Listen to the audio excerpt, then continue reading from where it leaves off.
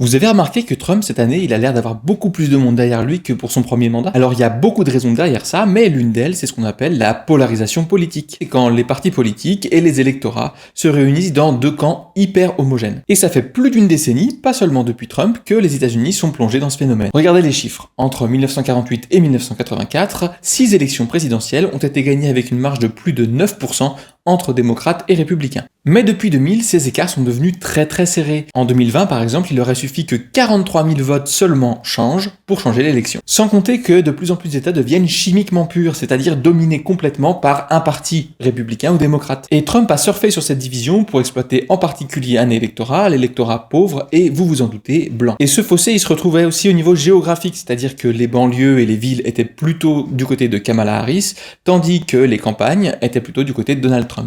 Et les conséquences de cette polarisation, qui ont été montrées par les chercheurs et chercheuses en sciences politiques, c'est que les politiciens et politiciennes ont tendance à ne parler plus qu'à leur base. L'idée n'est plus de parler à tout le pays ou d'essayer d'être consensuel, l'idée c'est d'aller au clash et de s'opposer à l'autre camp. Et on retrouve très bien cette rhétorique de la guerre et de la survie de son camp chez Donald Trump qui a beaucoup joué là-dessus, y compris à son discours d'investiture. Évidemment, son attitude et celle d'Elon Musk avec son salut nazi ne seront pas de nature à apaiser les choses et on comprendra forcément que tous les Américains qui ne sont pas de leur côté réagissent de façon épidermique, ce qui va accentuer encore la polarisation et on ne sait pas vraiment où ça va finir.